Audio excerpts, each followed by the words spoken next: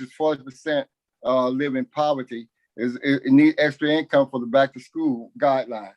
$3 million to reopen Lincoln Beach. $2 million for the STEM NOLA Innovation Center that's being built over there. $40 million for Garden Plaza residents. Another $40 million for rental assistance program. Another $2 billion in FEMA infrastructure to create jobs to fix the streets over there. So this is my plan for New Orleans East to invest. And let's not talk about, well, we already talked about it once, but let's talk about Bayou Phoenix. To stimulate the economy, to put money into the community, as I stated. The council lady sits on the Community Development Committee, but not one dime is coming to the community in New Orleans East. And I would make sure that the $388 million that the New Orleans East receive, they fair share. Thank you. The next question involves youth. For 3 minutes, what authority or influences does the City Council have over NOPD? And what do you believe should be done to address the epidemic of juvenile crime, juvenile murder, and juvenile robbery as examples? Well, we have a lot of influence because we select the chief of police. Y'all council at large person now sits on the crime committee. Matter of fact, she sits on the criminal justice committee, on the criminal justice committee. She sits on the utility committee, and your utilities are high, your electric are high, your cable bill is high, your water bill is high, the crime is high. She sits on the sanitation committee, and your trash can't get picked up. So and she sits on the community development committee. We have, like I stated, we had that $388 million. Let's put money into the youth program, create youth coalition, create opportunities for the young people. Bayou Phoenix would be a great idea to create jobs for the young people. We are not investing our money to the people anymore. This crime problem is really a problem of poverty, a problem of neglect. And we must address those issues, those human infrastructure issues as they are calling it today. So I believe that we should take the funds from the American Rescue Plan, from the community development, from the New Orleans Recreation Development Commission, and put those funds inside, earmarked strictly for juvenile. And if we have to have our police department to be part of the program, we could do that too. Because in the old days, you used to have police basketball team, police baseball team, football team in the community, but nobody's interacting with these juveniles no more. Everybody has just thrown them away. And let's just face the reality is all about gentrification. They don't want to have basketball goals at schools anymore because they don't want Black kids to gather up in these communities and play basketball. So we just need to face the reality of it, that we as a people must address these issues, and that nobody but us is going to address these issues. And poverty, crime, lack of jobs, lack of low wages, and affordable housing is the issues that we are dealing with today. Hello? Yes. Okay, are we still there? Mm-hmm. Yes, sir. We can hear you. Okay. Are you ready? We can move to the next question. Okay. Can you hear me? Yes, ma'am. Thank you. Okay. For the next question, we have 1 minute allowed for you to answer. This question is, can you explain the neighborhood participation program process? And please give your opinion as to whether the process requires a city council member to host meetings, or if it is the responsibility of the developer and or the requester with an invitation extended to the city council. 1 minute. You said neighborhood meeting? Participation program process. Are we talking about the developer creating projects in the community? The neighborhood, this is called, the acronym is the NPP, and it is called the Neighborhood Participation Program Process. Okay, well, the council members should participate in all neighborhood programs so that the voice of the people could become the voice of government. Unless you were inside the neighborhood talking to the people, how will you be able to be concerned or create public policies to address the issues of the neighborhood? So I really believe that the council member should be involved.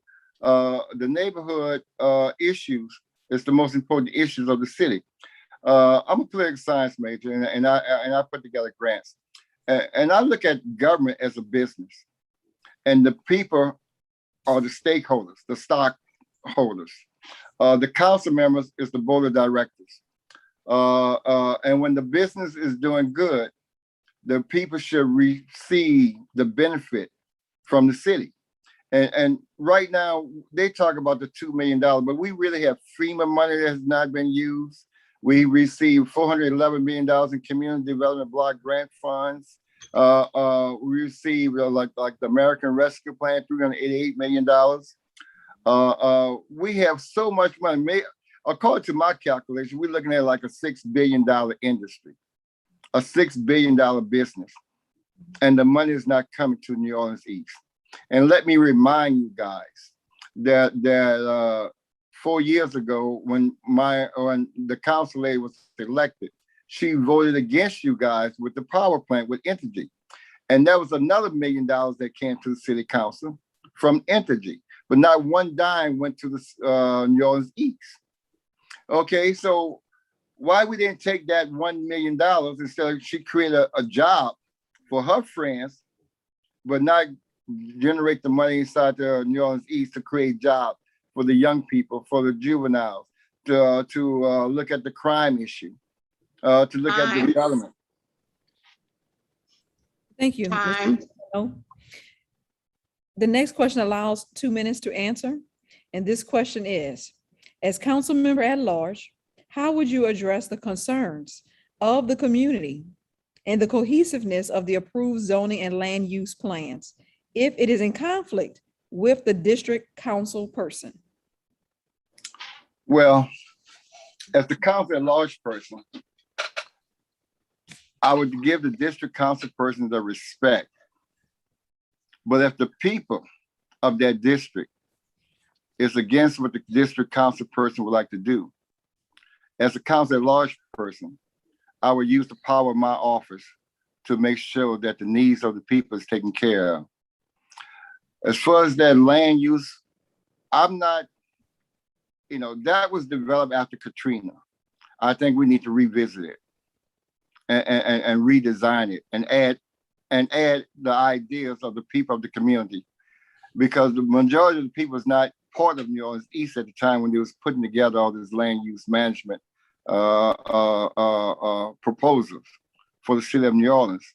Because in the beginning, that land use management proposal really wanted the New Orleans East to be a golf course, to eliminate a green space.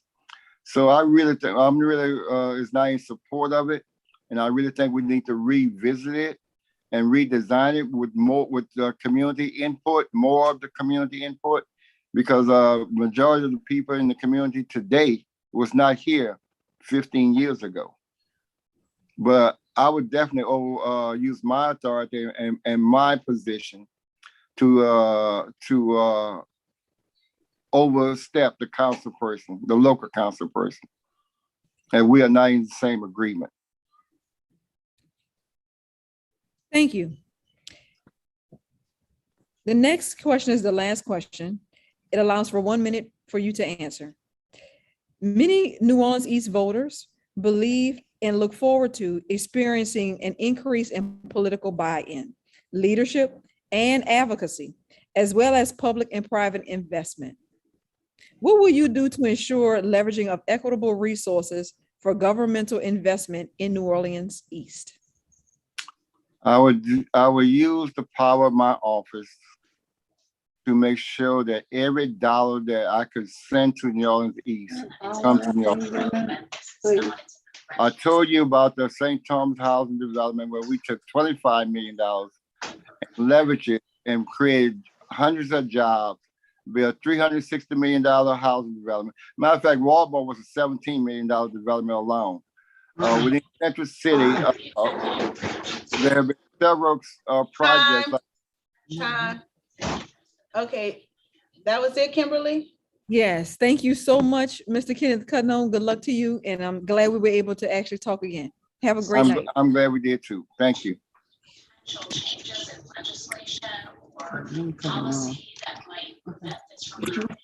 No, I wasn't on mute, but Corinne cut him off.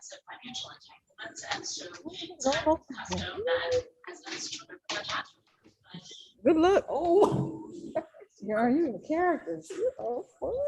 You got characters.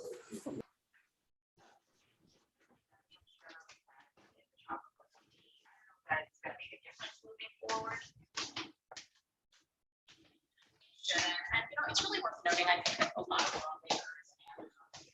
lawmakers.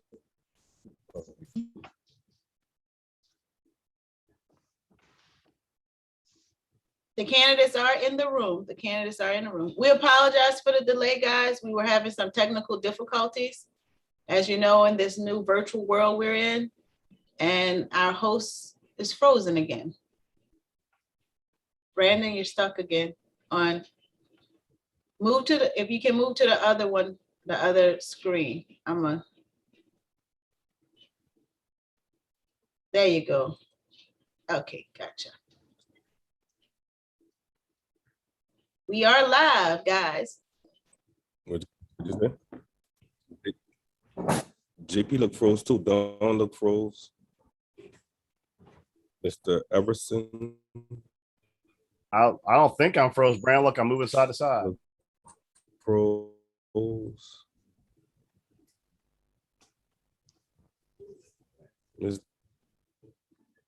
All right. Dawn, we can't hear you. Dawn, I think you're muted. No, she's not muted. Oh, no, you're muted right now, Dawn.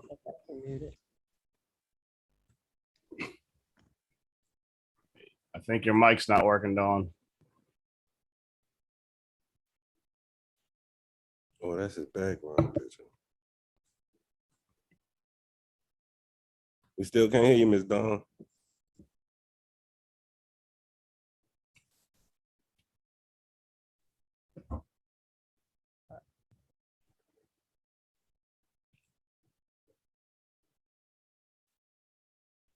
Corinne, would you like to proceed?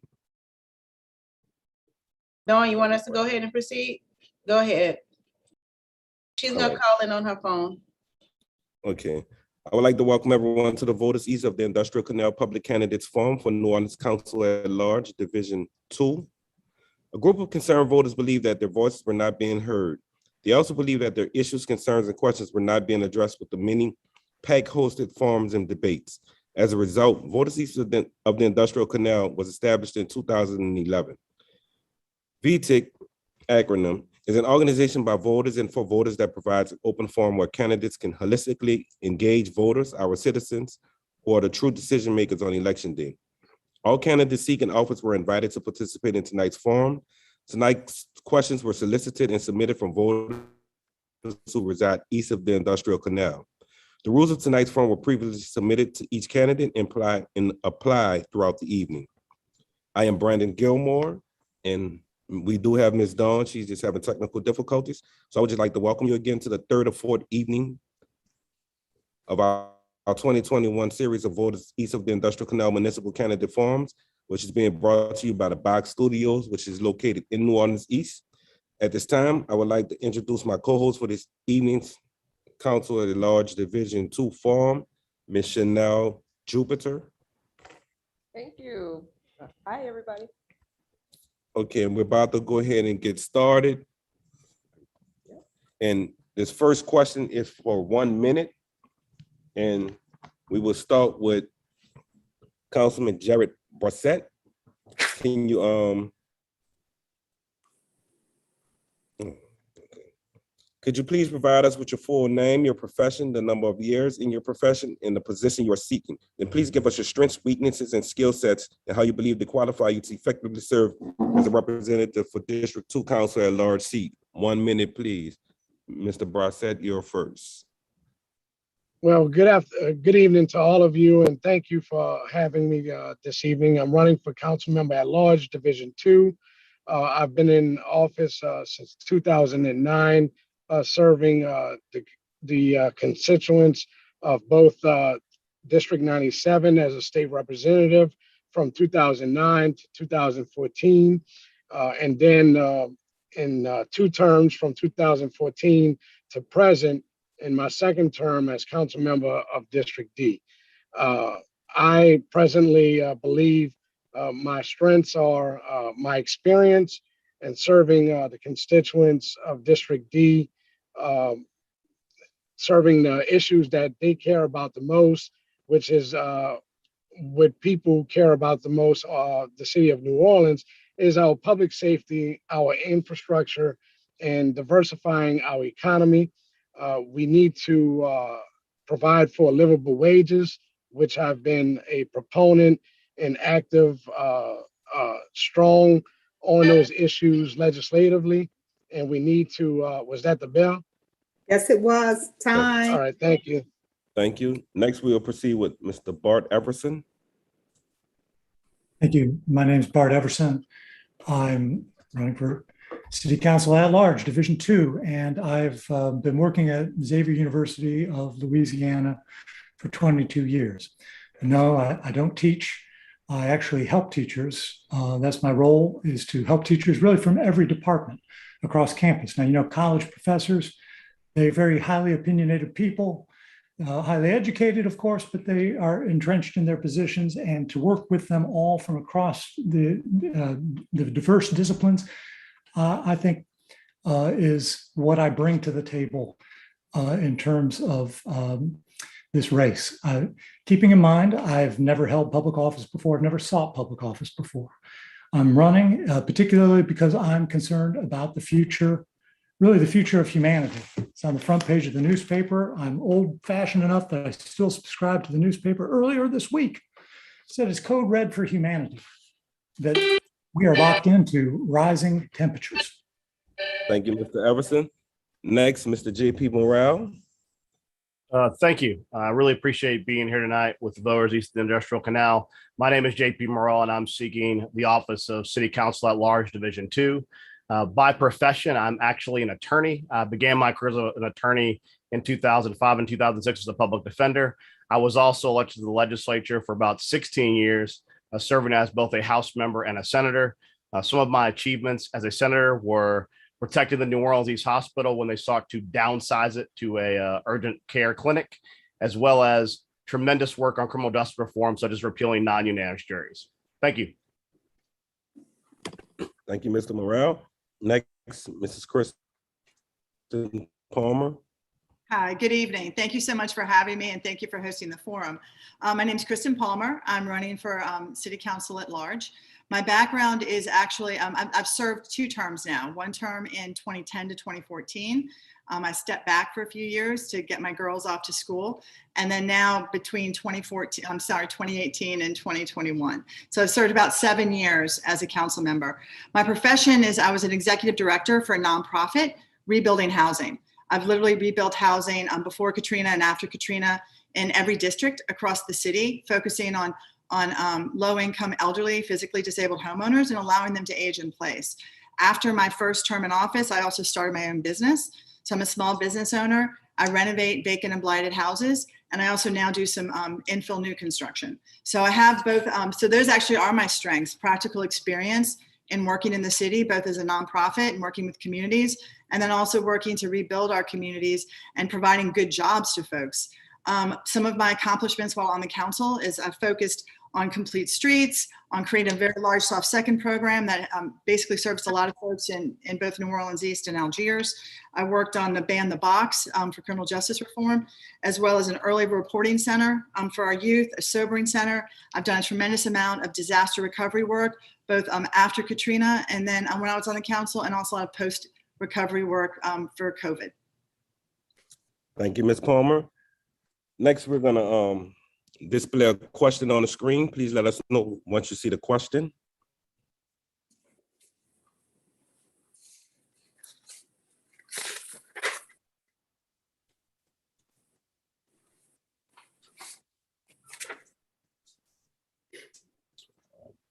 Brandon, we don't see a question yet. Just let It's me know. coming. I'm sorry. My computer engineer was having difficulties. I'm sorry. Do everybody see the screen now? Yes, I can see it. Okay, thank you. Ms. Palmer, can you see it? I'm sorry, yes, I can. Okay, thank you. Which New Orleans East major neighborhood connecting street is missing from this list? Shuffleton Highway, Crowder Boulevard, Haynes Boulevard, Stars and Stripes No. Boulevard, Diamond Road, Bullet Road, Reed Boulevard, Lake Forest Boulevard.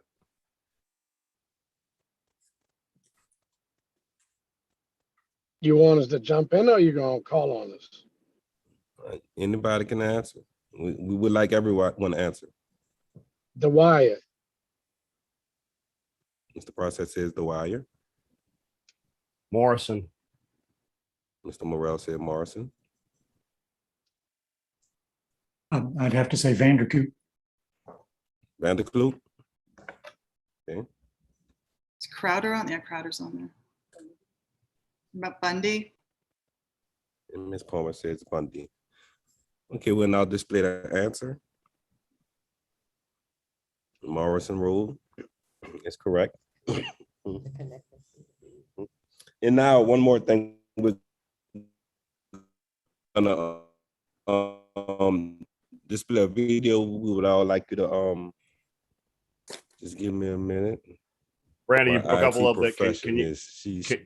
Can you repeat it a second? We didn't hear you. You broke up a little bit. Okay. We're gonna present a video, a short video. It's like 45 seconds. We would like you all to view. Whenever my IT specialist low.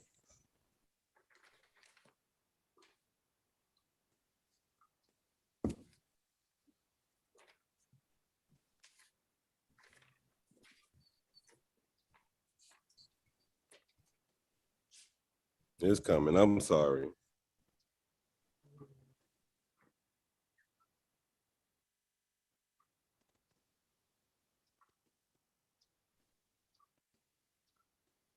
Can everyone see that? Yep. Okay. It's how the East used to look, present, the past, the present, and unfortunately, seems like the future. New Orleans East Library, Lakefront Airport, Joe Brown football field, New Orleans East Hospital, NASA, Lakefront Airport, Lincoln Beach, Morrison Road. This is 16 years, Morrison Road, since 2005, August 29, 2005. Abandoned apartments, blighted, still standing. That's on Ray Avenue, which is located off of Shuff. We call it the Goose. Some people call it Rosedale area. Cindy Place. This is the future. We've been having construction since 2017, and it seems like every street in New Orleans East is like that. They dig it up, no one comes back. Call into the city, it seems like the city doesn't care about New Orleans East. It's full of blight, trash, crime-ridden, no police presence. This is not the New Orleans East that we know. This is not the New Orleans East that we want.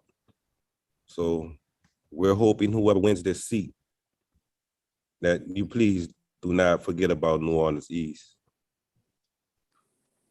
And the video will conclude in about 10 seconds.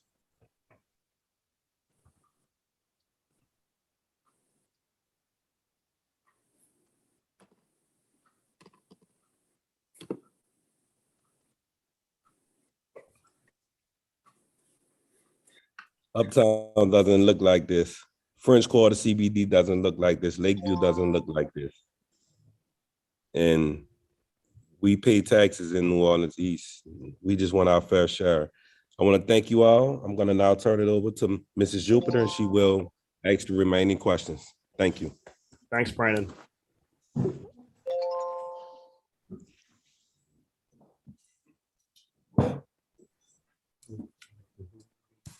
Hi, everyone.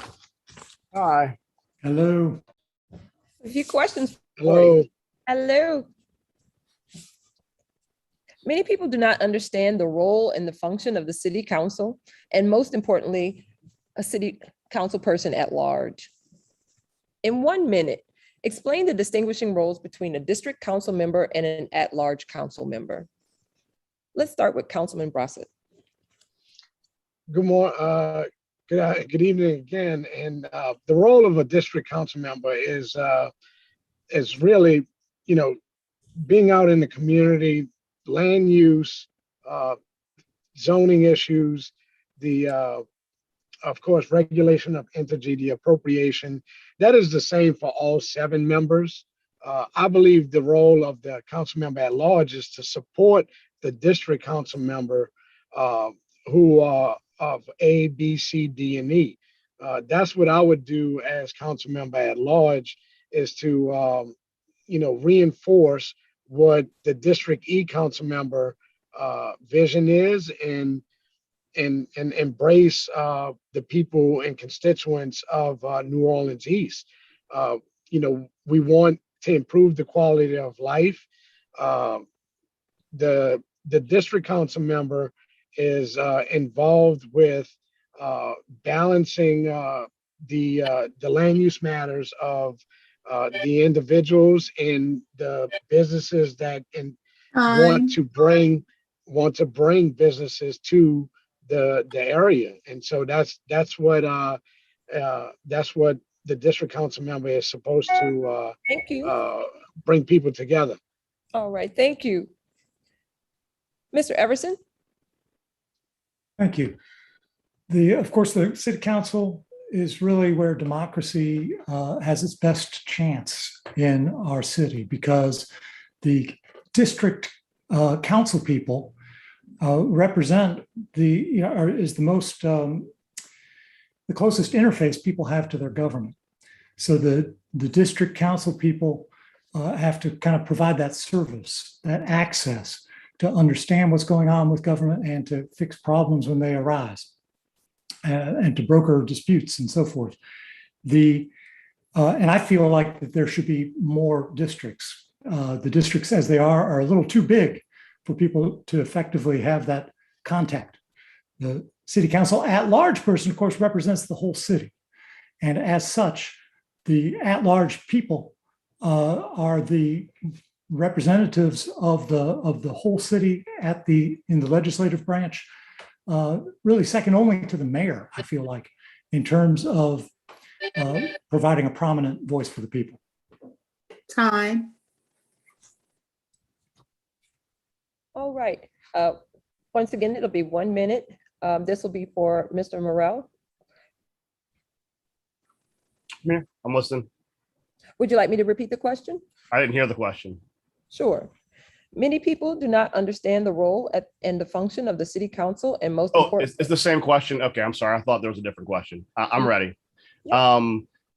Functionally, they're very similar. The main difference being that the council member at large is the rotating vice president and president of the council, and chairs all the meetings and sets the agenda.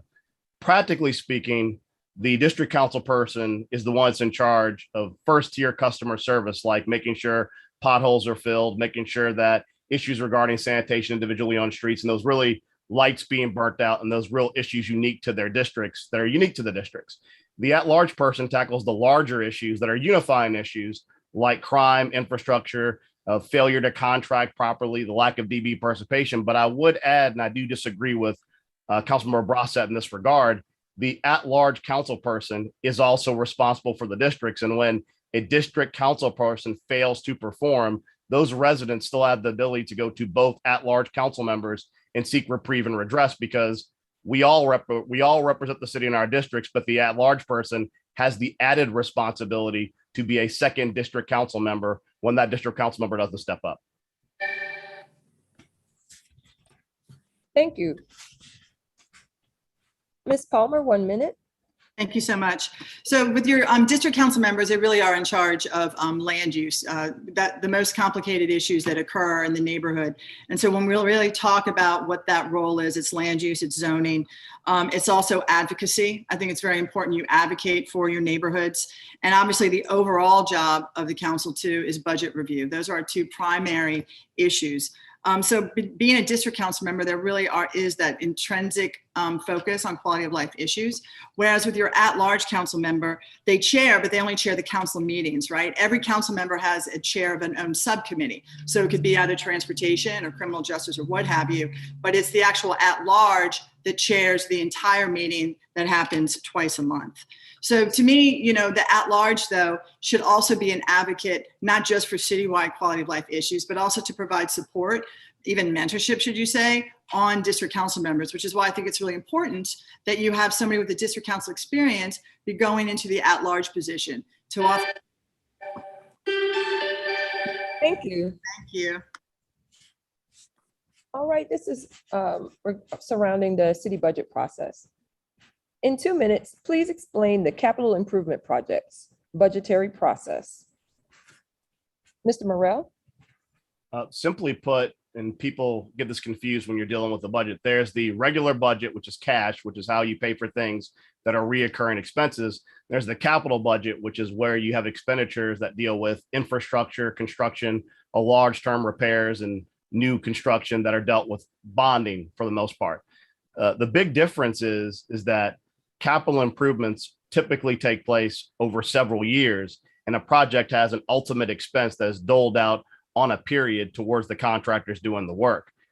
Honestly, I would say that there needs to be more control and oversight over both processes, because as you know, if you're in New Orleans East, and I've been in New Orleans East, these capital projects, especially when it comes to street repairs, are completely out of control. The council and the city have gone to a lowest bidder process, which means that you get what you pay for, and lowest bidders often underbid projects, begin the work, walk off the projects, submit change orders, and ultimately the cost of that road you started on ends up being 3 times what it should have been. There needs to be more controls. The council needs to have policies in place, needs to put procurement into ordinance to say, if you are someone who is a bad contractor, you no longer get to contract with the city of New Orleans once you've reached certain thresholds to show that you're unreliable, and to create processes for residents in the capital process to complain about contractors so that we can regulate them. The reality is that we've left these issues up to the mayor and kind of given up our responsibility as the council to follow the dollars, and the dollars, capital and regular budget, are the council's purview and our responsibility. And if contractors are not being responsible and not doing their job, that's the entire city's problem, not just the mayor's. Thank you. Mr. Everson? Well, I've got to be perfectly honest, perfectly frank. This is an area that I would have to study up on. And if I was to become elected to the city council, this is definitely an area where I would have to go to school, because understanding the capital improvement projects, budgets, and things of this nature, it's not my strong suit, not yet. But I can tell you that what my sense of priority would be in terms of allocating funds, and that is to deal with the biggest crisis that we're facing, which is, of course, the climate crisis. The fact is that we are going to be looking at some serious problems that are a threat to our really the very continued existence of our city.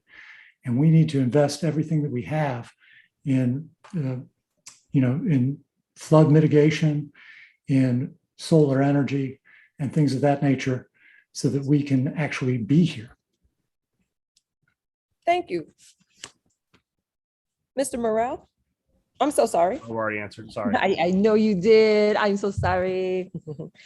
Ms. Palmer, I'm sorry. All right, thank you so much. So, pre-pandemic, our 2020 budget was about $725 million. Post-pandemic, to get folks to understand, we're about $687 million. So that's the revenue that's generated. And so our general budget reflects that money. Versus, and that's what we have, and the majority of that money is coming in from sales tax revenue. And that's what our operating budget is. Then you compare that to what our capital budget is, right? And the capital budget is made up of either FEMA funds, which is what our road work. So we came into office with about maybe $2 billion in unexpended road work money from FEMA. And then that's also with, in addition to that, there's also bond dollars that are also within the capital budget process. And those dollars, in terms of a capital budget, what happens is the executive branch creates a budget that's laid out for the capital, and then it actually goes through the different districts to see if those which projects are priorities versus not. Of course, it's the hope, like within my district, I would have many public input meetings amongst the different neighborhoods to determine where money would go, say if it was for parks, and how we would like to see that allocated. Now, the difference thing with the streets is because it was FEMA money, FEMA determined which streets could be done and which streets could not be done. And so that inherently, we inherited certain projects that had to be done. Also, there was a timeline that was inherited along with those projects, obviously, because the previous administration only spent the money about to the tune of 1% of the entire budget for the roadwork program. So they were under a large amount of pressure to get that work out. That being said, the contracts were written poorly. The contracting side of a capital budget is all done within the executive branch. And unfortunately, when they did do that, they put in too long of a timeline for this work to be done, right? So there was no sense of urgency. In addition to that, what they also did was when FEMA chose certain projects, there may have been 1 or 2 or 3 blocks up the street that also needed to be done. And really, it made more sense to then try to match it with local money and with bond money to complete the entire street so it wouldn't be haphazard. That created more work stop issues, other issues in terms of going back, rebidding the project again. But the underlying premise, which was wrong, was an entirely too long timeline without the proper communication to the communities. I'm sorry, am I out of time? Because we can keep talking about road work. I can't hear. I'm sorry. Is that it? Yes, time. Okay, thank you. I'm sorry. There is a delay. I'm not sure why. Okay. All right, we apologize for any technical difficulty. We're glad for your response. Councilman Bronson. Uh-oh. You're muted. So yes, there's an operating budget of expenditures, and there's a operating budget for the capital budget. And that's for infrastructure and for things like buildings, like for Joe Brown, and improvements like we're gonna make to the Willie Hall playground, and to like improvements we made at the St. Bernard Recreation Center.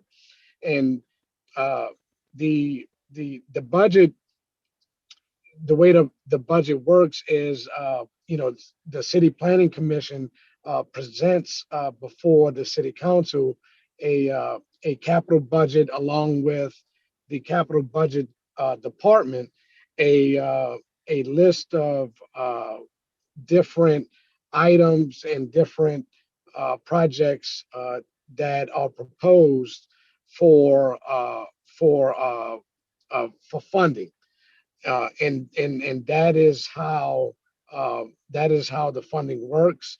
FEMA, of course, 500 million of bond funding that is going to bond sale soon, and we are hoping that that is approved so we could get more money down to the streets as it relates to our infrastructure. The $2 billion that was mentioned, that infrastructure money from Katrina, that was delayed in the previous administration.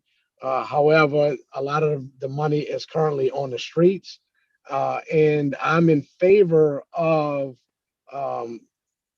finding the contractors who are leaving the jobs and not working and finishing what they've started, and giving those jobs to individuals and contractors, because a lot of people out here need work. And the administration presented before the council that they have a plan in place to find those individuals and take the work and give it to another contractor. Thank you.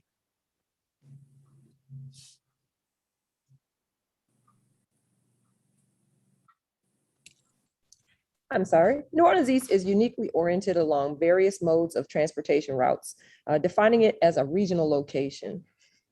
In 2 minutes, please share what legislation will you propose as an economic driver for the New Orleans East area that will have a positive fiduciary impact on the region. Let's start with Mr. Everson.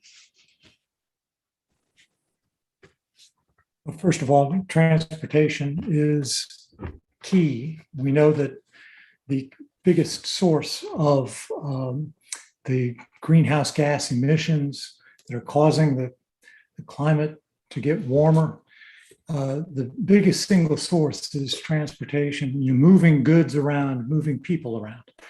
So we need to revise our transportation infrastructure, our transportation strategy, to emphasize doing that in the cleanest and greenest way possible.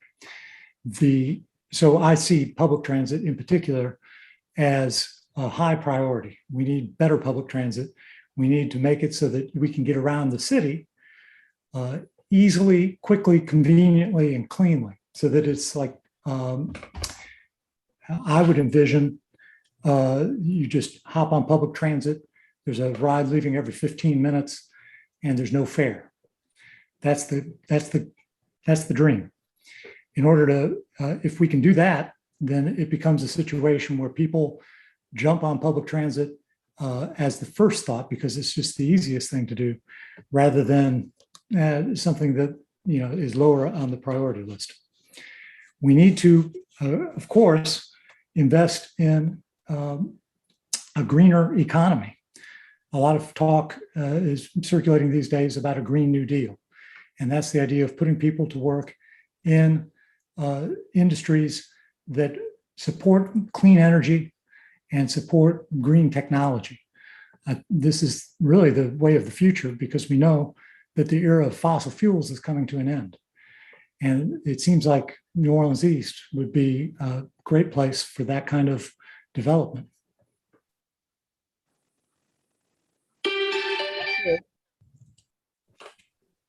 Ms. Palmer, in 2 minutes, please share your response. Sure.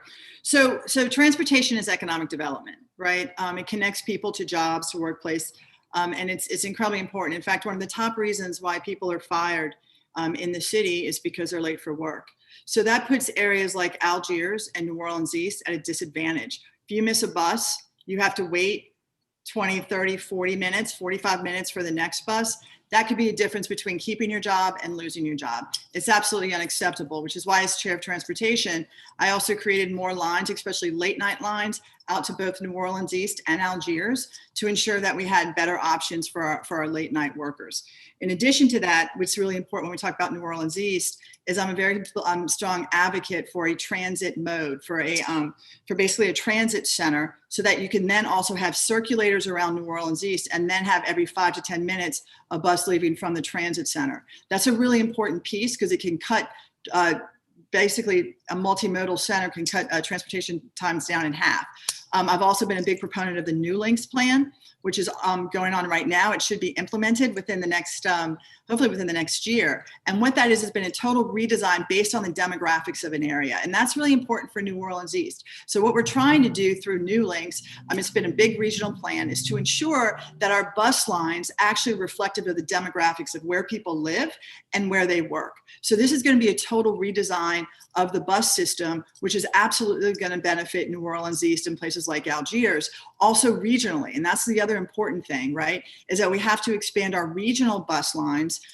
In Algiers, we're looking at doing a similar type of transit center underneath West Bank Expressway, which would connect again to Jefferson Parish. And in New Orleans, we also have to look at connecting us to Elmwood. This council passed it to go to Ochsner, which is another, job center. So we really have to be smart about how we do it and how we look at regions. I already have a huge track record in that. I did that when we reformed the management of the ferries to better connect Algiers to downtown. And so I understand and have a very strong track record of the importance of transit and how it can be economic development and what it can do to totally create better opportunities for areas. In addition to that, I'm a huge supporter of a youth pass. I believe in trying to get a pass where it's free ridership for youth under the age of 24, which has also been part of the Youth Master Plan. I sit on the Youth and Planning Commission, which would really connect our youth to resources throughout the city. Right. We're going to be starting one that's for 50 cents to run a pilot program through the end of the year for a youth pass. Thank you. Thank you. Councilman Brossett, 2 minutes. Thank you. Thank you. So back in my first term, prior to Councilmember Palmer joining us back, I was chair of transportation and airport. And one of the things I did, being a former resident of New Orleans East on Crowder, I heard the plight of people from New Orleans East, Gentilly, and Algiers, of course, Uptown as well. I streamlined the permitting process for bus shelters. You know, our citizens deserve the dignity and respect to have coverage of bus shelters at bus stops. And RTA, the private management has not done what they need to do to provide the necessary bus shelters. They've done some, but they need to do more. And that is one thing that I want to see improve throughout New Orleans East and the Lower Ninth Ward as we move along. The other thing is investing in attractions in New Orleans East, and that is, of course, bringing people to New Orleans East, and that is the Lincoln Beach, diversifying our economy and diversifying our financing and thinking outside the box, how we finance Go Mesa funds. Go Mesa is our offshore oil royalties that we get from the federal government that Senator Landrieu got for us, 2006 legislation. We started receiving the funding in 2018. I proposed to the Cantrell administration that we bond that money out and we could get $20 million for projects every year using stormwater management purposes for drainage. And one of those purposes is we're putting towards Lincoln Beach. So thank you. Thank you. Mr. Morrell, 2 minutes. Thank you. I differ from everyone else on this call in that I don't think that people should have to catch a bus to go to the grocery store. New Orleans East has long been neglected as far as economic development. I think it's ridiculous the city can roll out the red carpet to put a Whole Foods on Broad or to build a new Robert's in the Fallbrook Marigny, but there's one grocery store for 85,000 people. That's ridiculous. As your next council member at large, my focus would be economic development in New Orleans East. I would develop economic development corridors along our major roads like Reed, like Bullard, Lake Forest, and I would target using state and local incentives like they use in the other parts of the city that are well taken care of to actually develop retail, fast casual food, and grocery stores so that people can actually travel within these to get to these things rather than having to go to the mainland to go get those things. Now, I would anchor these economic development districts, obviously, with RTA regional transit hubs, because I would want other people to come from both the New Orleans East and even Gentilly to be able to travel back and forth to enjoy the development that's going forth in both places. But a large part of economic development is blight, and blight is completely out of control in New Orleans East. It's been out of control for a very long time. The city has been asleep at the wheel in prosecuting blight and eliminating blight, and that has largely, beyond the fact that it will not incentivize development, it has not developed the resources to tear down blight in New Orleans East. Economic development, blight remediation, developing businesses so people can bike and walk to work versus having to catch 3 buses to get to main New Orleans. So my focus in New Orleans and transportation is making it a walking neighborhood where you actually can have retail and stores near your house you can go to instead of having to go to Gentilly, Metairie, or Slidell to get basic resources. I have not given up on economic development in New Orleans East. Thank you. All right, well, we're gonna just continue that question around blight. Many major cities are turning to special taxes as a way to eradicate blighted properties in their jurisdictions. For 1 minute, please answer the question, will you entertain legislation that will levy a special tax on abandoned blighted property? Yes or no, and why? Let's start with Ms. Palmer. Absolutely. And in fact, I'm also working on legislation to have like a parcel fee, which I think should go towards blight remediation. Also, I'm a council member that has led the effort on reappropriating the NIF fund, which is a neighborhood improvement fund. And through short-term rental and through other ways, we've gotten more money going into that fund for blight remediation, which I think is hugely important when we talk about that. So I've already done that. I work very hard when it comes to finding additional resources to remediate blight. We have to have a lot more resources also put within our safety and permits and our code enforcement. Those are two areas that have been totally underfunded. And now with the American Recovery Dollars, I think we really need to focus on those types of programs and those departments that can remediate blight and get rid of it. But quite frankly, the best way of getting rid of blight too is building on it. We have to ensure and make sure that all city-owned property goes out to bid. I've been very successful in my district doing that with having certain large pieces of blight, pushing them out the door for RFPs so that people can come in and redevelop the properties. And so I think that's the other way we have to take this is through redevelopment. I also think the best way too is to incentivize development of vacant and blighted lots by restructuring our tax system and our mill system. And we have to focus more on taxing more on the property side of it and then versus the physical side of it. So the building should be less. Thank you. Thank you. Thank you. Mhm. Councilman Brossett? Chanel, you broke up for a second. Repeat the part of the question. will. It was about blight. It is. Many major cities are turning to special taxes as a way to eradicate blighted properties in their jurisdictions. In 1 minute, will you entertain legislation that will levy a special tax on abandoned blighted property? Yes or no, and why? So yeah, I would entertain taxes on the egregious blighted property owners that have left their properties and gone, left them to not giving the proper maintenance. I would say there are a lot of people. There are some people that have property. Of course, you have successions and people attempt to maintain them. So it is a balance, but you cannot have blighted property that people have built their properties back, and you have blighted property with rodents and so forth living next door to blight. I've been very aggressive during my two terms, both residential and commercial. We just knocked down the Vesquez property on Franklin Avenue. And I'll continue to be aggressive and do the common sense approach because we don't want our seniors' property taken I'm sorry, away. that's time. Thank you. Thank you. Mhm. All right. Mr. Everson?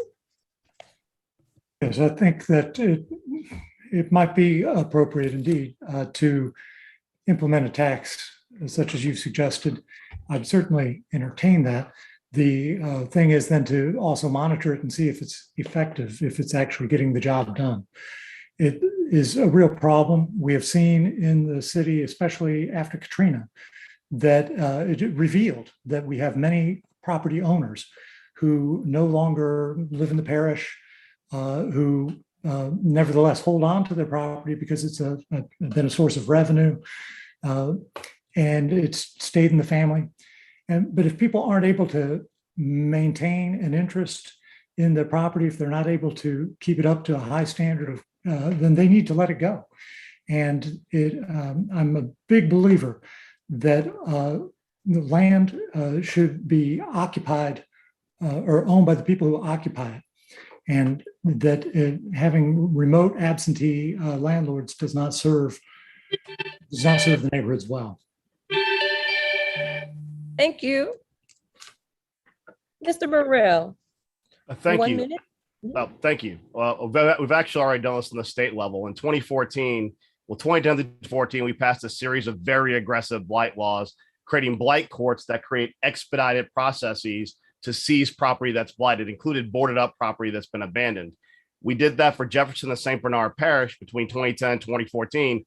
The city of New Orleans chose not to participate and was completely disinterested. If you look at St. Bernard in particular, St. Bernard Parish literally bulldozed all of Arabi, and now there are houses all over Arabi. If you clear blight, construction happens. What I would do is, on the state level, I'd work with our local legislators to include New Orleans in that blight law, which already includes fines. It can have property clearing as quick as 90 days. And I would end these road home investment properties for people who took option one and are never coming back. I would use that law to clear successions to create clean title. And basically, if you clear these lots and you make them available for commerce, I've talked to home builders and other groups of developers that if you give me lots, I'll build you subdivisions. And we know that there's a housing crisis in the city. We can address it very quickly by just tackling blight. Thank you. Thank you.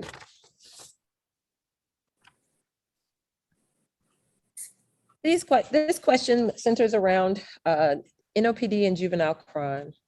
In 3 minutes, what authority or influences does the city council have over NOPD, and what do you believe should be done to address the epidemic of juvenile crimes in New Orleans, where juvenile delinquents are just killing, carjacking, and robbing for sport?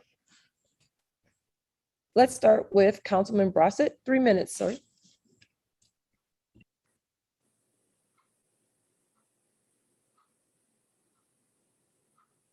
Councilman Brossett.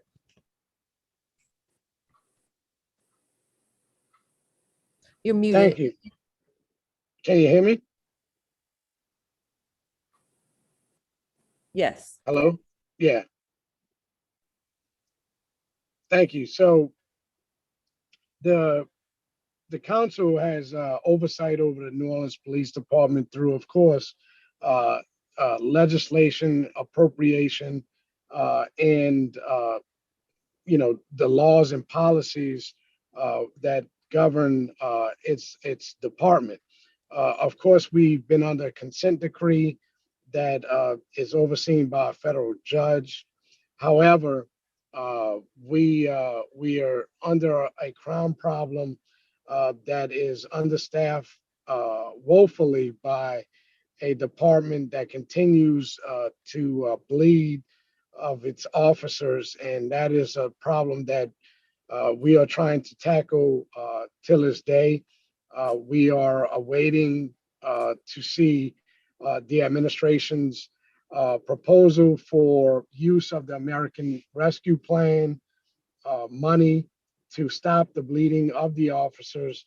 I believe that the New Orleans Police Department needs to, one, use more time, more of its resources efficiently, of its overtime. The entire city of New Orleans, as it relates to overtime, does not need to be utilized. We need to focus the overtime where the crime is taking place, which is New Orleans East, in places of Algiers. We need to look at the possibility of merging some districts, like the 2nd and the 6th district, which is located in uptown New Orleans, on Martin Luther King, and the 2nd district, which is newly relocated with a new building.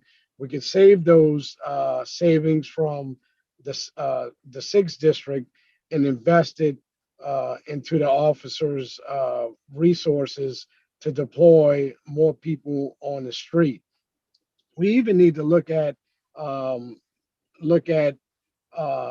having more shifts. Right now, New Orleans Police Department has 3 shifts. We need to look at it, breaking up the shifts. Our offices are spread thin working these shifts, and they have families too. And they have, their minds and bodies and physical to think about as well. And so, um, you know, they're deploying their manpower as if they have a 1,600 police officer police force, but in reality, we have 1,100 manpower police force, and that means really we have 1,000. And so I'm looking forward to seeing what Chief Ferguson's plan is when he comes before the budget committee in the next few weeks. Thank you. Mr. Everson, Thank you. 3 minutes. Thank you. Yes, of course. Violence is a huge problem in our city. It always has been, as far as my understanding goes. Before my time, well into my time, I know I have lost a friend to violence, and I'm sure everybody on this call has been touched by this issue. And so we all take it very seriously, I'm sure. I'm not sure that more police is the answer. As we just heard, the police may be stretched thin, but part of that is because we keep asking police to deal with all kinds of things that they shouldn't be dealing with, such as mental health emergencies and so forth. So I do believe, obviously, police is an executive function of the executive branch of government, but the legislative branch, the city council, does have the power of the purse to allocate budget. And this is the biggest budget item right now is police. I think that needs to, we need to consider reallocating those funds to provide other services to address broad social issues, broad social problems, and to try to recognize that in what I think everybody in America has now been kind of put on notice over the last couple of years, that we can't have discussions of criminal justice without also trying to disentangle that from systemic racism. And it's just to speak very broadly, and this gets into some stuff that's obviously beyond the power of the city council. But very broadly, I believe 3 things need to be done to solve violent crime in this city. Number 1, to legalize drugs. Get that, and we've seen the move to decriminalize marijuana in Orleans Parish. I fully support that. I think it doesn't go nearly far enough. We need to take all the money that's currently in the drug trade and get it out of the criminal enterprise. Number 2, we have to get rid of poverty, just abolish poverty directly. This is what Martin Luther King was working on when he was assassinated, to provide a direct income, a universal basic income to people. We have the wealth in this country to do that. And number 3, of course, we have to fully invest in education. And that actually is the most radical of the 3 things that I've just mentioned. Without fully investing in education, we'll never see progress on this front. The fact that this problem has persisted for so long, for generations in the city, indicates that we cannot solve it without taking radically different solutions. Thank you. Mr. Morrell, 3 minutes. Thank you. I'd like to begin by saying that I think that the council often underestimates its ability to affect crime. For those of you who are watching this video who are old enough to remember the 90s, you remember that crime was absolutely out of control at a level similar to what we see now. It was that city council with leadership that literally held up the budget of the NOPD and brought the city to a halt, to force the mayor to get into a conversation about how the council and the mayor would solve crime. That is what led to the hiring of Chief Pennington, which led to a complete change in the trajectory of the city with crime. So the council has absolute authority to intersect with this issue because nothing works without money. Now, when it comes to the police, through June 15th of this year, we have a negative officer growth. We are down 39 officers after 2 recruit classes. By the end of the year, we'll be down 80 officers. It's not even an issue of growing the police department. It's an issue of staunching the bleeding, because at this rate, we are well below any number anyone thinks is appropriate to police in the city of New Orleans. Part of that is me leading this new council to fight the Civil Service Commission over lateral hiring. We are the only police department in the city and in this country that I have found that is prohibited from recruiting officers from other departments. If we find the best captain in Philadelphia or Baltimore to come to New Orleans, he has to restart as a patrolman in the academy. That's ridiculous. When other departments are poaching our officers, they hire them at the same rank or promote them.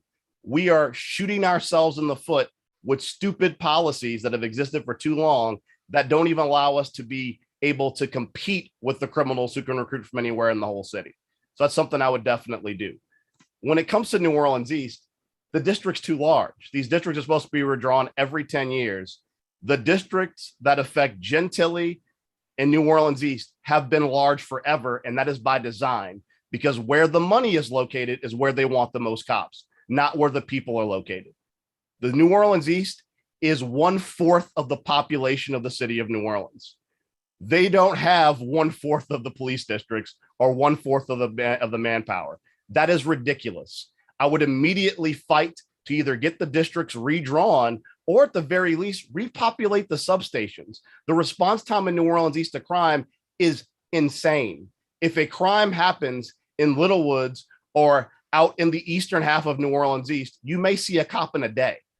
That's not what your tax dollars pay for. Now, when it comes to juvenile crime, we have the most underfunded juvenile courts in the greater New Orleans area. If you go to Jefferson Parish and you're a juvenile and you get arrested, when you get processed, that leads to getting the resources to find out what's wrong. We've underfunded our juvenile courts and we get what we pay for. Thank you. Aye. Thank you. Ms. Palmer. Great. Thank you so much. You know, we all know that crime is nothing new in New Orleans, but we're seeing a ridiculous uptick in violent crime, something that the entire country is experiencing. And, you know, nobody should have to worry about going out to pump gas and be a victim of crime. And that really has to stop.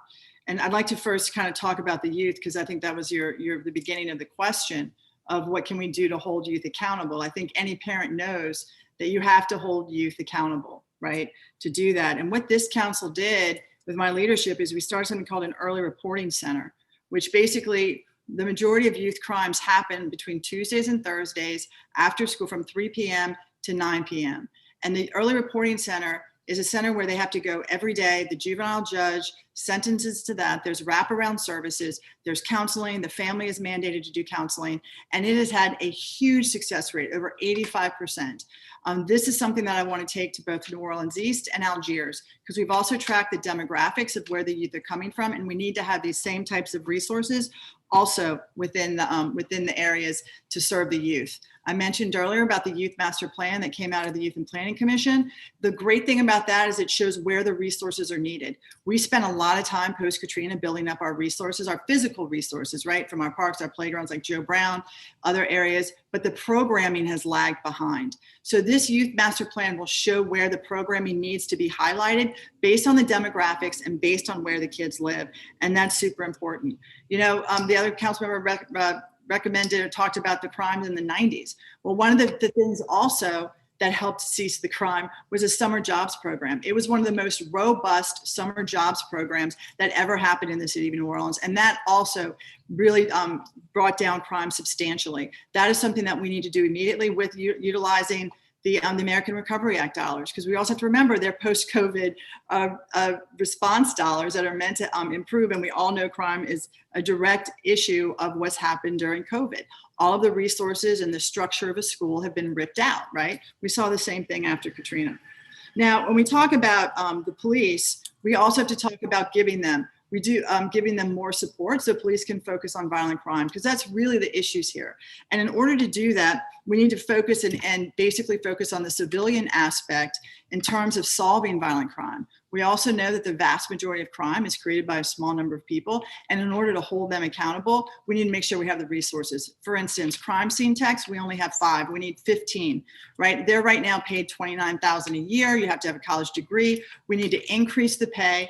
And that's the specific reason of how we link crimes. The reason a civilian has to wait 6 hours, 8 hours, 24 hours for a cop to come after their car's been burglarized is because we don't have enough crime scene techs to do that. Currently, we're asking NOPD to go out there and actually collect samples. We need a better DNA. Our DNA crime lab, we're using the state up in Baton Rouge, which puts us behind 2,200 pieces of evidence that need to be tested, right? And behind 150 other jurisdictions. That has got to stop. We have to hire more that are ready for us and are only processing our samples so that when we open up our own DNA lab and our own crime lab, that we have the resources there. Excuse me? Time. Thank you. All right, let's keep it rolling. We're going to talk about the MPP process. In 1 minute, explain the Neighborhood Participation Program, NPP, process and give us your opinion as to whether the process requires a city council member to host meetings or if it is the responsibility of the developer and or requester with an invitation extended to the city council. Let's start with Mr. Morrell.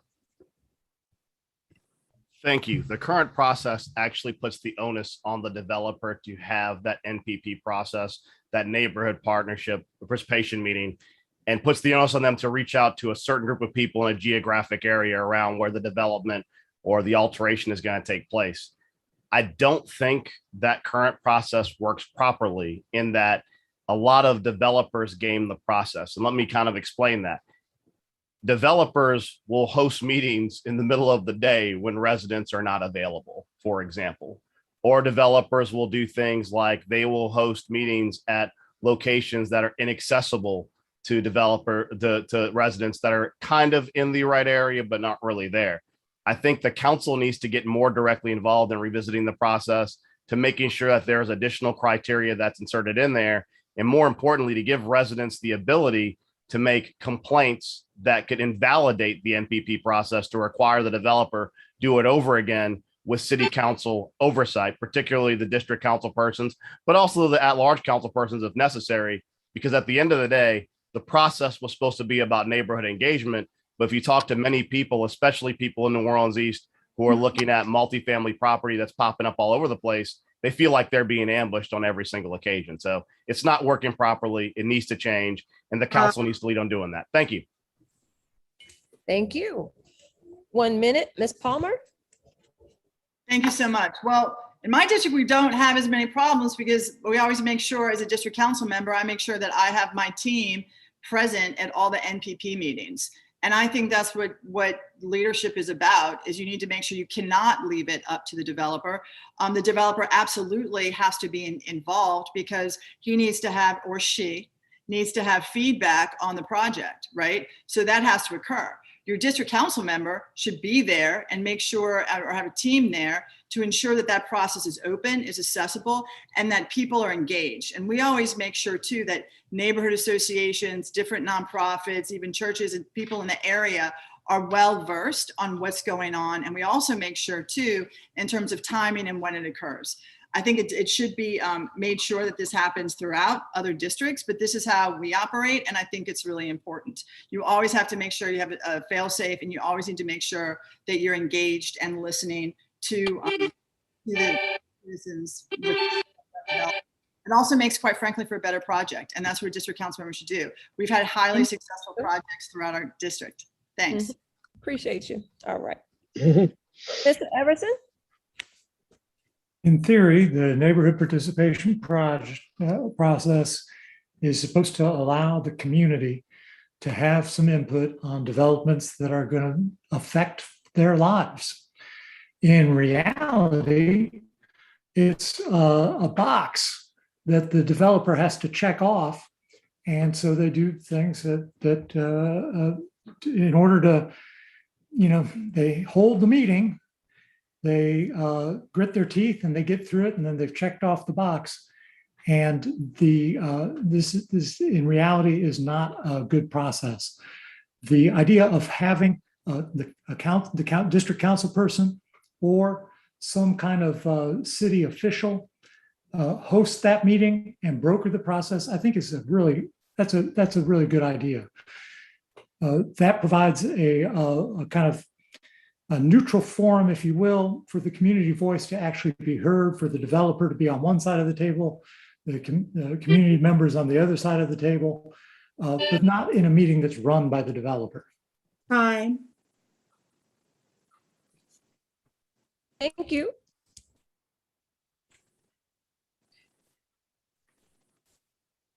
Councilman Brossett?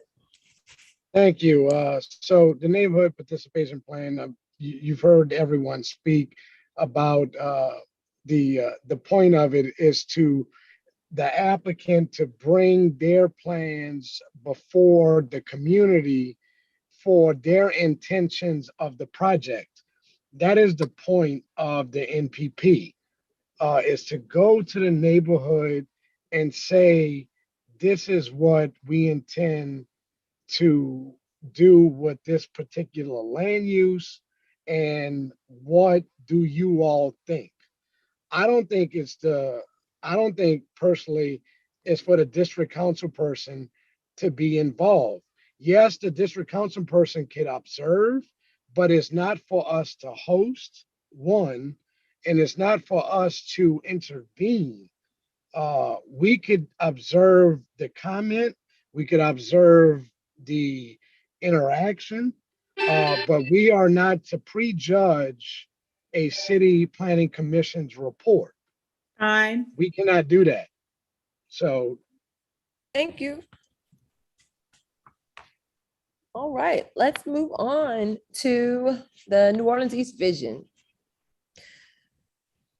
All right, this is your imagination. This is what you've been waiting for. You want to talk to the New Orleans East voters about your vision. Do you have a vision and plan for New Orleans East? If so, please share it. Let's start with Councilman Brossett. thank you. I lived out in New Orleans East on Crowder at Walnut Square in the 1990s. And, my vision is for, a place of new retail, Lincoln Beach being back, a improved space center with more jobs. You have more than 80,000 people living in New Orleans East, and they deserve better. They deserve, the transportation options. They deserve the restaurant options as well, and they deserve to have a better quality of life. I have fought to improve both the affordability, the housing stock, and the improvement of road work throughout the Ponds Village neighborhood, as well as throughout the Dowman Road corridor in Dwyer. I believe that, as I stated last night at the Alliance Forum, that the Six Flags issue is way overdue. And I believe that both projects can coexist because there's so much property in New Orleans East that we could do both. We have the opportunity to do both because of the vast property that landmass that exists. We had this issue with Municipal Auditorium and City Hall.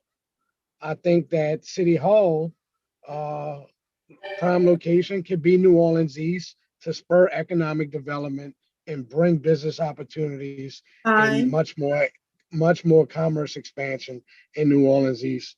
Thank you. Mm-hmm. 2 minutes, Mr. Everson. Thank you. As I mentioned at the beginning, I got in this race to draw attention to what I feel is the most critical issue facing humanity right now, facing our city, and that is climate change, the climate crisis. New Orleans East is particularly vulnerable, as we know, to rising sea levels. With climate change, we expect there to be more frequent hurricanes. We expect there to be more flooding. So this is a critical issue for the very survival of New Orleans East. The future, though, can be not just, we can not just survive, we can thrive. We have to do several things, though, to make that happen. First of all, we have to hold Entergy accountable, because Entergy, as we know, the city council has a unique regulatory authority to regulate Entergy. We have to hold Entergy accountable to give us clean energy, not the dirty energy that contributes to global warming, but clean and green energy, and not to raise our rates. They're saying now that Entergy wants to raise our rates $25 per month because to fight global warming, which they've been contributing to. So the council has to hold Entergy accountable for that. The other big piece of the puzzle, as I mentioned before, is transportation. We have to have clean and green transportation. And for New Orleans East, that's especially critical. And finally, we have to decarbonize our local economy. This is the Green New Deal that we talked about earlier. Putting people to work, developing and building a greener city. This is a way of creating jobs and also creating the city that we imagine and that we want. Thank you. All right, let's go again with Ms. Palmer, 2 minutes. Thank you so much. You know, I'm from Algiers. And so, you know, I spend half my time explaining to people that Algiers is part of New Orleans. And I've been a very strong, and I think y'all might have a little bit of knowledge of that. And I've fought consistently for more resources for Algiers and connecting our communities.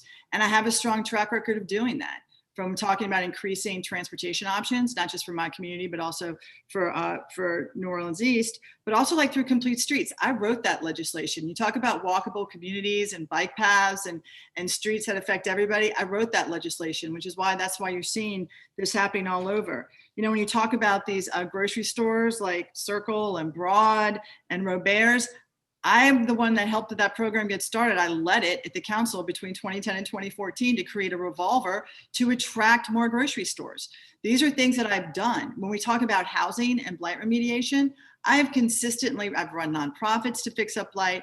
I've done my own business fixing up blight. And I've also incentivized publicly owned private property to be fixed up. You know, the reality is this, is that the only thing that matches the size of New Orleans East is its potential.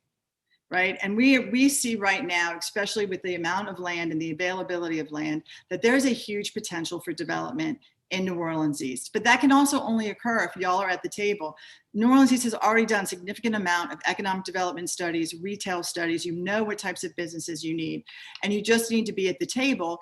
And you need a council member who has a track record of working with neighborhoods and communities to make sure that your voice is loud and your voice is heard. And that's what I pledge as your next council member at large, working with you to fix the quality of life issues so that the vision that people who live in New Orleans East is what occurs, because it has to be your vision. And I just want to help implement it. Thank you. Thank you. Mr. Morrell, let's say 2 minutes. Okay, thank you. Let me begin by saying something real simple. I'm from Gentilly, but as anyone knows, for middle-class African Americans, we all grew up in New Orleans East because New Orleans East was the center of all commerce for our entire community. The plaza is where we all went. That was our mall. We didn't go to Lakeside, went to the plaza, and we frequented all the retail and businesses around the plaza. Post-Katrina, we surrendered all economic development from New Orleans East to Metairie. Government, city government gave up, and they've been giving up for the last 16 years. There's been no movement by city government to try and substantially provide the resources, as you heard one of my opponents lay out, for grocery stores. New Orleans East needs a grocery store more than Broad did. That's just the reality of it.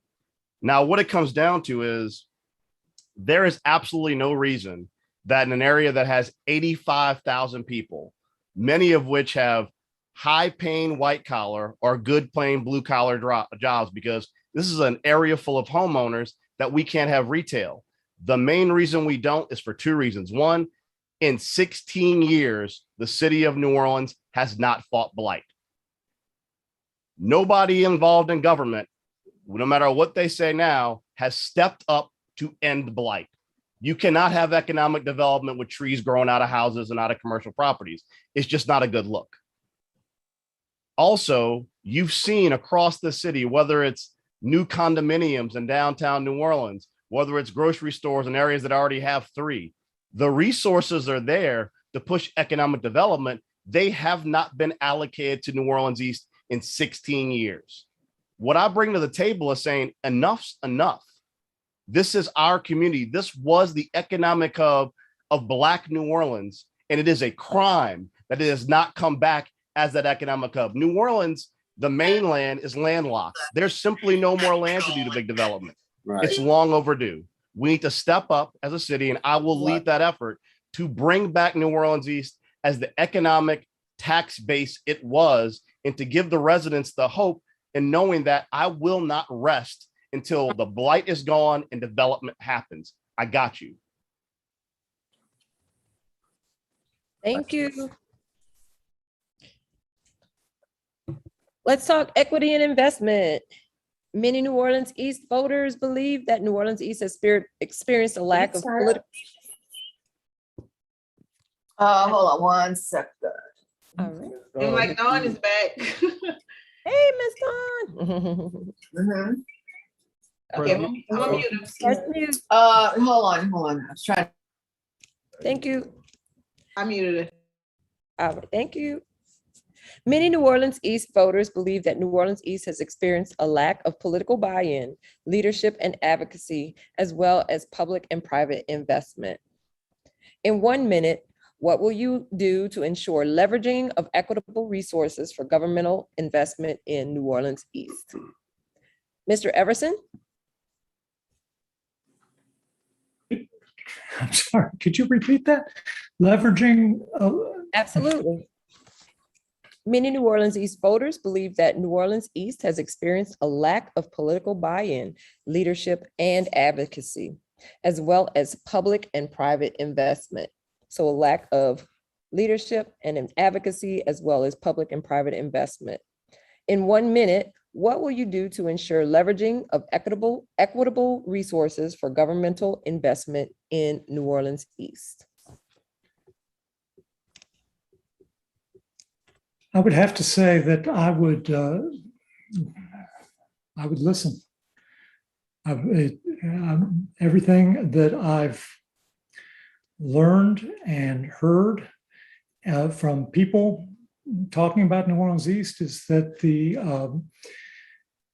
people who live in New Orleans East know what they want, and they know, and they need somebody in government who will listen to those desires.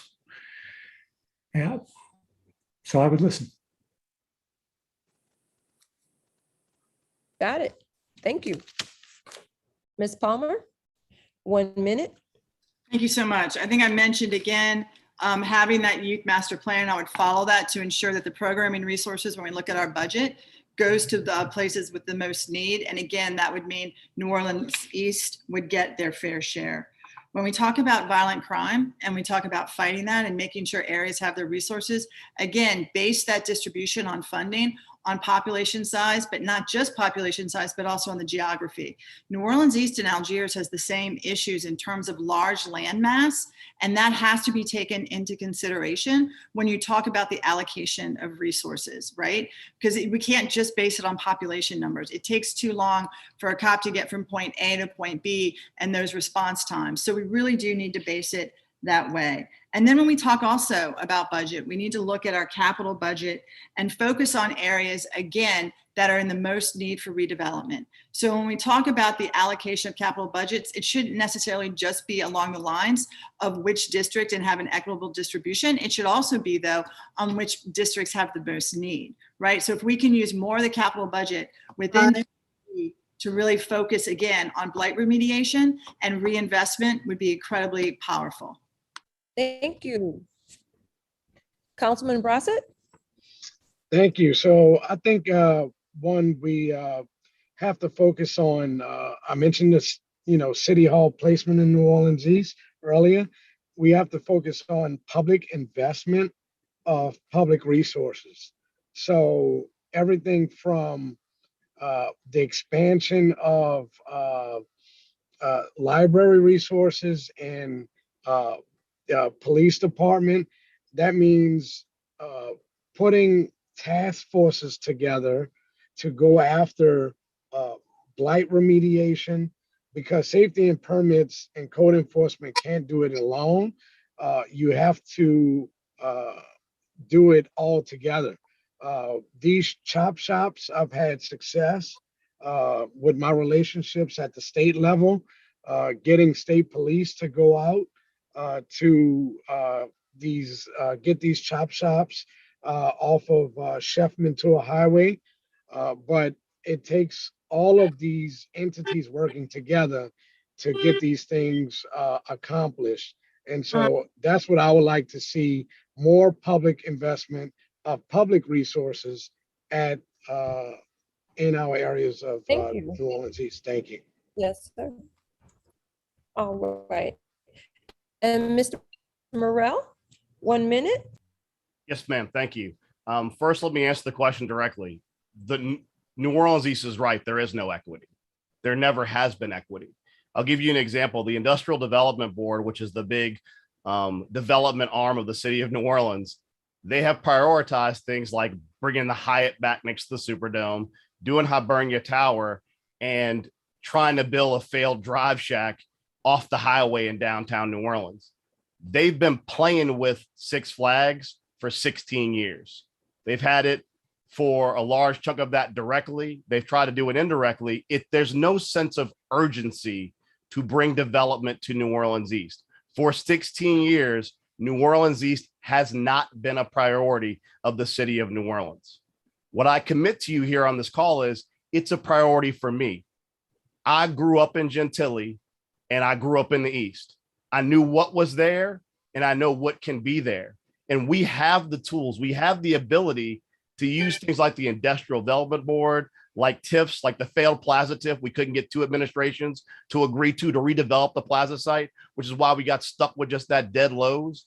There's no sense of urgency, and I have a sense of urgency. It is long overdue. 85,000 residents, a fourth of our city, have not gotten the development they deserve, and we will make it happen together. Thank you. Thank you. All right. We're to our last question. It's all about zoning. We understand that zoning and land use matters can have been viewed by some as an obstacle to development.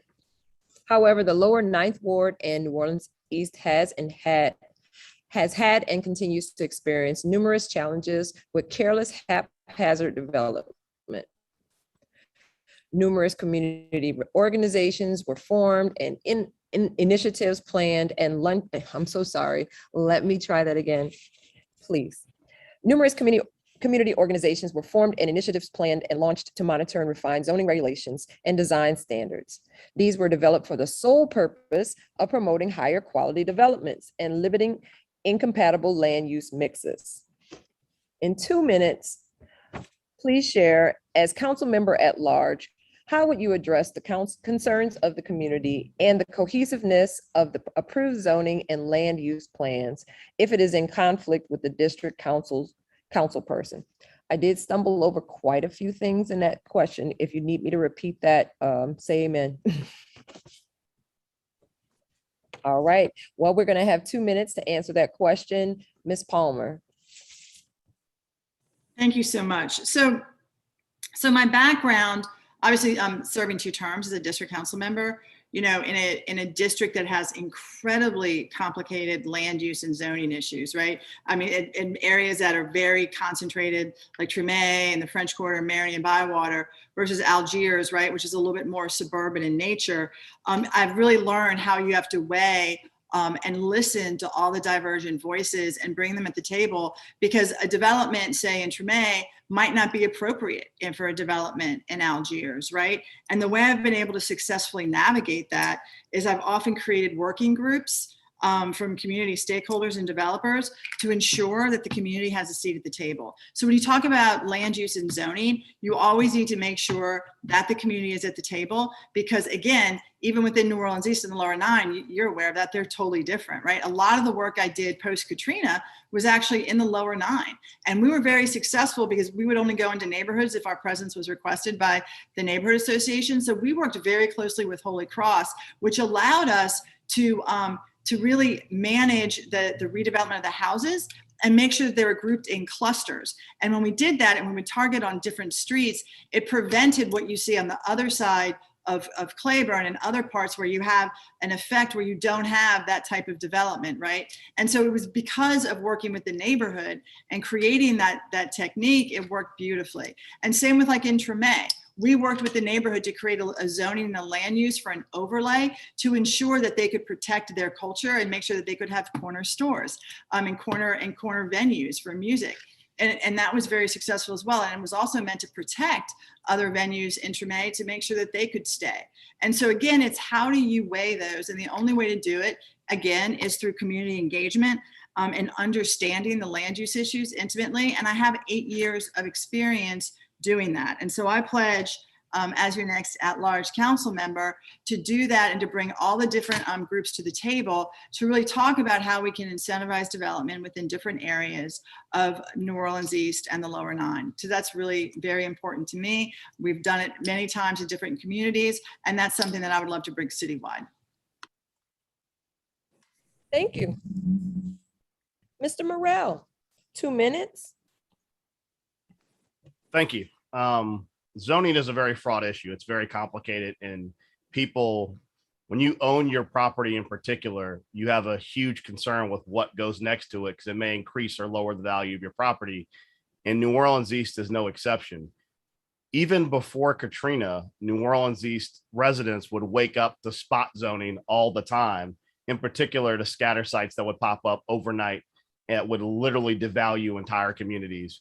And there was a lot of outrage over that, and rightfully so. Many New Orleans leaders participated in drafting the comprehensive zoning ordinance, which was sold, I say sold, as this idea that they would express their will for what the zoning of their area should be, and that would be the guiding light for the development of the area. What you've seen over the last 16 years, it's spot zoning galore, where connected developers will get with council members and they will choose to vary from the comprehensive zoning ordinance and abuse things like the neighbor participation program and try to figure out ways around it. Now, like I said earlier, I differ from some of my opponents in that I disagree in that the job of an at-large person is to be an additional voice for a community. And if a community is following a project through the process and they feel like their voice is not being heard, it is the responsibility of that at-large as a citywide elected official representing New Orleans East to go, I don't really care who this developer is. I don't really care what he's doing. If this neighborhood did not get a fair shake, this isn't going to fly. And neighborhoods have to be involved. And by involved, I don't mean astroturfing. I don't mean you get 6 neighbors who are nearby who have an interest in the project to go, yeah, we think it's great. I mean, neighborhood engagement is about making sure that when you have the council hearing on zoning, it takes place in the afternoon where neighbors can show up. To date, this council still has zoning votes in the middle of the day. For the hardworking people of New Orleans East, they can't take off work to pop up at a city council meeting to argue against zoning. If you've got complex zoning issues where even one person is in dispute and feel that their property is going to be impacted, that hearing needs to happen in the evening when people can pick up their kids, can leave their job, and if necessary, drive down to City Hall to come to the meeting. So as your next council person at large, my responsibility is to be your other voice besides your council member, to have someone else who's got your back and who's going to make sure that when that complex zoning issue comes up that you feel like you've been ambushed by, you will have the opportunity before the city council on your schedule to show up and make your voice known. Thank you. Thank you. Well, this concludes our questions for the evening. Thank you so much. Ms. Dawn?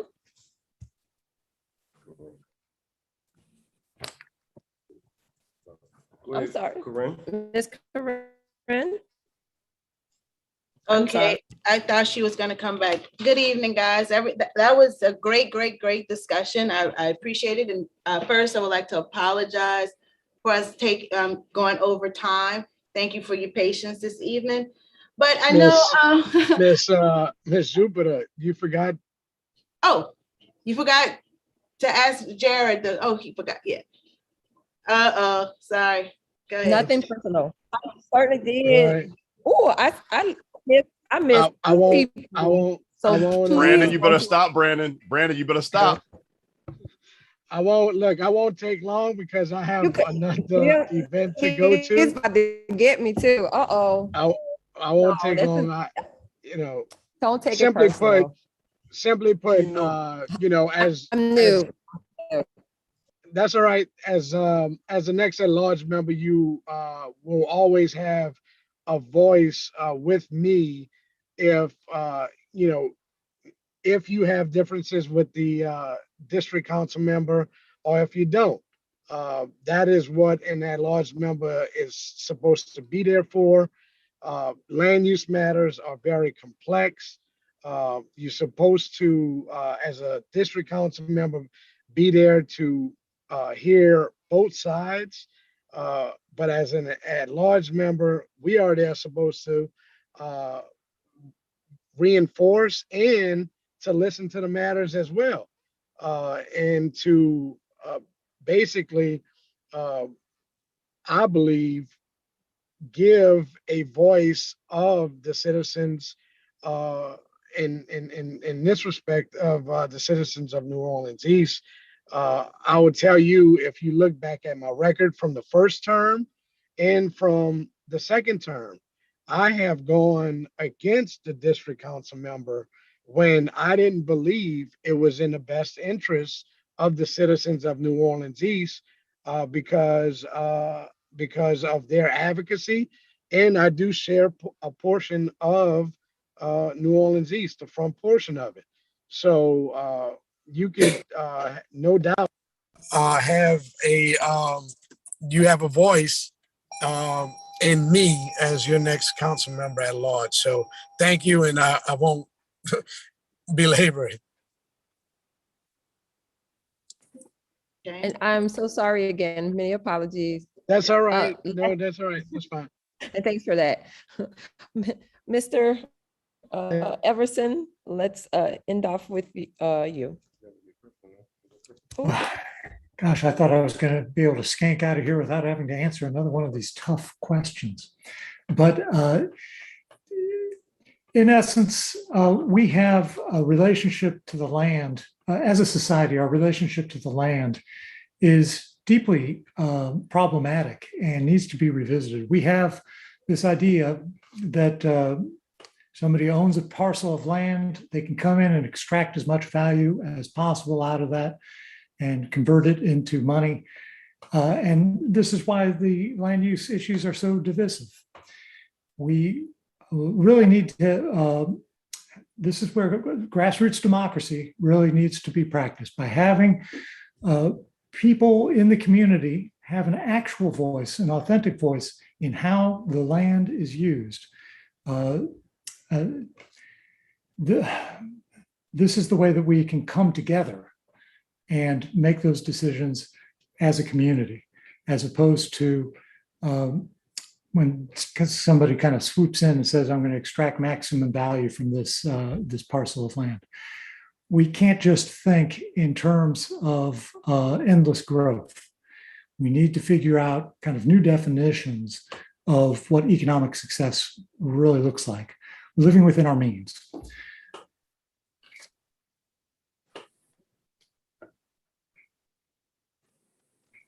All right. Thank you. Are we ready to close out, Ms. Jupiter? We're gonna close out. Thank Okay. you again. I want to thank everybody and I want to give a shout out to the Box Studio for all of your recording needs, voiceovers, anything you need located in the East, come across the Industrial Canal and patronize some of our businesses here. Which leads me, y'all thought y'all off the hook, which leads me to this. I'm listening to a lot of the conversations. I want to ask, starting with Mr. Everson, when was the last time you visited New Orleans East? That you ever driven in New Orleans East?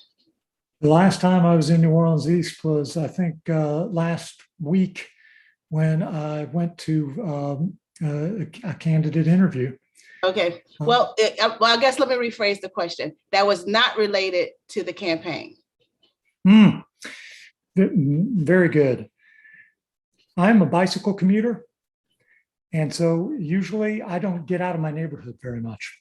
Okay. I certainly haven't figured out how to drive my bike or ride my bike over the Industrial Canal. Okay, thank you. Mr. Morrell, outside of campaigning, have you just came out to the East to patronize a small business or shop or get a bite to eat? Well, I think that, well, I'll answer the question twice. One, I was out there about 2 or 3 days ago to see my niece, Kristen, and her daughter, Cora, in Kenilworth. So that was personally, but I've been out, I go to the Walmart in New Orleans East all the time because the clearance section there isn't as picked through as Gentilly. So I go out there all the time. It's got a better selection, but no, I mean, I got family out there, so I go out there pretty frequently. Okay, Councilmember Palmer. Thanks so much. Well, I was out there, it wasn't campaign related, but when we got all the crime cameras, I made sure that we got more obviously for New Orleans East. And so I went out there to do that and I met with a lot of the neighbors, but then I've also been recently out to Joe Brown Park and hanging out at the PJs, which I love that PJs. It's very okay. Thank you. Councilmember Brissett. Yeah, I was out there a few days ago by my cousin on Lake Forest Drive, Lake Forest, and went to Popeyes by his house, and I did a food drive at Ray Abrams, which I helped bring back through legislation on the council. Okay, well, thank you guys. That's it for me. Y'all have a good night. Good luck on a campaign trail. And for those who are watching, remember Election Day is October 9th. So see y'all at the poll. Thank you. Thank y'all. Thank y'all. Have a great night. You too. Bye-bye.